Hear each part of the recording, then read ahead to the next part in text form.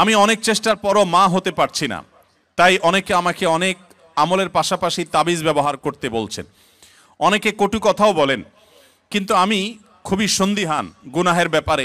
দয়া করে সঠিক তথ্য দিয়ে সহযোগিতা করবেন। বোন ফারজানা প্রশ্ন করেছেন, দেখুন, যে সমস্ত বোনের বাচ্চা হয় না, আমাদের সমাজে এক শ্রেণীর কুলাঙ্গার, এক শ্রেণীর খারাপ মানুষ আছে যারা ওই মেয়েদেরকে নিয়ে কটু কথা বলে, আছে না নাই? গ্রামাঞ্চলে বিশেষ করে অনেকে আছেন এই সমস্ত বোনদেরকে খোঁচা মেরে কথা বলেন। সন্তান হওয়া না হওয়া এটা কি পৃথিবীতে কোনো মানুষের হাতে? কোনো মানুষের হাতে? সন্তান দেওয়া বা না দেওয়ার মালিক কে?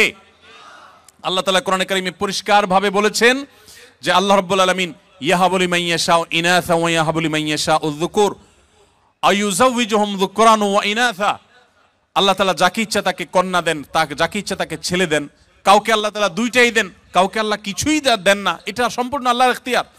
অতএব এই কারণে যদি কোনো মেয়েকে বা কোনো ছেলেকে কেউ দোষারোপ করে, সে আল্লাহর কাছে কবিরা গুনাহে লিপ্ত আসামি। যদি সে মুখে দাঁড়িয়েও থাকে, সে যদি হাজী সাহেবও থাকে, সে যদি মসজিদের সভাপতি সেক্রেটারি হয়, সে যদি আলেম ইমাম সাহেবও হয়, তারপরও সে আল্লাহর কাছে অপরাধী এবং ক্রিমিনাল, বিকজ সে একজন নির্দোষ মানুষকে সে দোষ দেওয়ার চেষ্টা করেছে। এজন্য খবরদার, সন্তান হয় না, সব ছেলে হয় অথবা সব মেয়ে হয়, এজন্য মেয়েদেরকে অথবা ছেলেদেরকে কাউকে কোনো দোষ দেওয়া যাবে না। এটা সম্পূর্ণ আল্লাহর ফয়সালা। এর পাশাপাশি বোন যেটি জানতে চেয়েছেন যে সন্তান না হওয়ার জন্য আপনাকে বিভিন্ন আমলের কথা বলেন। বিভিন্ন আমল আপনি করতে পারেন। কোরআনে কারিমে বিভিন্ন আয়াত আছে, যে আয়াতগুলো আমল করার মাধ্যমে, পাঠ করার মাধ্যমে, সেগুলো পড়ে পানিতে ফু দিয়ে খাওয়ার মাধ্যমে বিভিন্নভাবে সন্তান আল্লাহ তাআলা দান করেছেন। বিশেষ করে আমি আপনাকে কোরআনের আমলের কথা বলতে চাই। আপনারা জানেন আল্লাহ নবী ইব্রাহিম আলাইহিস সালাম, তাকে আল্লাহ তাআলা বার্ধক্যে সন্তান দিয়েছেন, বৃদ্ধ বয়সে সন্তান দিয়েছেন। আল্লাহর আরেক নবী জাকারিয়া আলাইহিস সালামকে আল্লাহ তাআলা বৃদ্ধ বয়সে সন্তান দিয়েছেন, যে বয়সে সন্তানের আশাই তারা ছেড়ে দিয়েছিলেন, নিরাশ হয়ে গেছেন যে বয়সে সন্তান হবে না। ঠিক তখন আল্লাহ তাআলা অলৌকিকভাবে সন্তান দিয়েছেন। তারা আল্লাহর কাছে সন্তান চেয়ে দোয়া করেছেন। সেই দোয়াগুলো আপনিও করতে পারেন, স্বামী স্ত্রী উভয় নিয়মিত করতে পারেন। তার ভিতরে একটা দোয়া হলো রব্বি হাবলি মিনাস সলিহিন, আল্লাহ আপনি আমাকে নেক সন্তান দান করেন। এই দোয়া বেশি বেশি পাঠ করবেন। এমনকি যাদের সন্তান আছে, আবারও সন্তান হবে সে আশা রাখেন, আপনিও আল্লাহর কাছে দোয়া করবেন, রব্বি হাবলি মিনাস সলিহিন। আমার সাথে বলেন সবাই, রব্বি হাবলি মিনাস সলিহিন।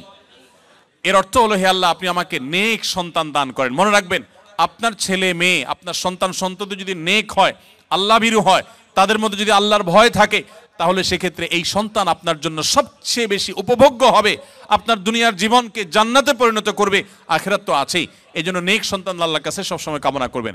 সন্তান যদি অমানুষ হয়, এর চাইতে বড় দুর্ভাগ্যের আর কিছু হতে। আমি জাপানে গিয়েছি, সেখানে দেখেছি, এখানকার কালচারও আপনারা আমার চাইতে আরো ভালো জানেন।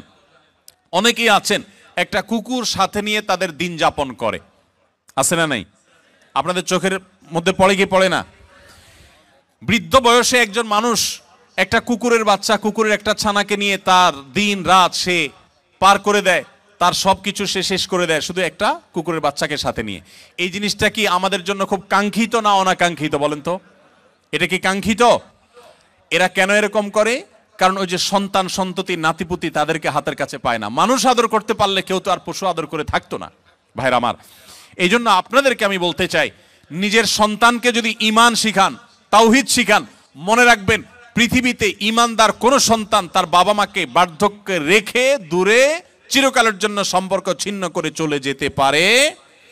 আপনারা দেখেছেন, অনেকে গত কদিন আগে নিউজ হয়েছে আমাদের দেশে, মূলধারা মিডিয়াগুলোতে উঠে এসেছে যে জাপানে অল্প সময়ের ব্যবধানে হাজার হাজার মানুষ পাওয়া গেছে যারা বাসায় মরে পচে, অনেকে আছেন যে কয়েক মাস পর জানা গেছে যে লোকটা মারা গেছেন, তারপর পুলিশ গিয়ে দরজা ভেঙে তাদেরকে লাশ উদ্ধার করেছেন।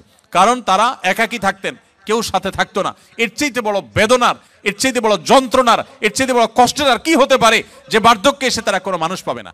আপনি যদি চান যে আপনার সন্তান সন্ততি মৃত্যুর আগ পর্যন্ত আপনার পাশে থাকবে, আপনাকে আগলে রাখবে, আপনাকে স্নেহ মমতা দিবে, ভালোবাসা দিবে, তাহলে মনে রাখবেন একমাত্র পথ তাদেরকে মুসলমান বানানো, আল্লাহ ভীরু বানানো। আপনি যদি তাদেরকে বিজ্ঞানী বানান, সায়েন্টিস্ট বানান, আপনি তাদেরকে শিক্ষিত বানান, বড় ব্যবসায়ী বানান, বড় পদাধিকারী বানান, কিন্তু ঈমান শিখান নাই, তাওহীদ শিখান নাই, তাকওয়া শিখান নাই, ইসলাম শিখান নাই, আমি শপথ করে বলতে পারি আপনার এই সন্তান আপনার বিপদের কারণ হওয়ার সমূহ সম্ভাবনা আছে। এই জন্য সন্তান নেক হোক আমরা সবাই চাই কি চাই না বলেন? তাহলে দোয়া করতে হবে। যে বোন চেয়েছেন তার জন্য এবং অন্য সবার জন্য বলছি, রব্বি হাবলি মিনাস সালিহিন, আয়াত বেশি বেশি করে পাঠ করবেন। আরেকটা দোয়া হলো রব্বি লা তাদারনি ফারদা ওয়া আনতা খায়রুল ওয়ারিসিন, বিশেষ করে যাদের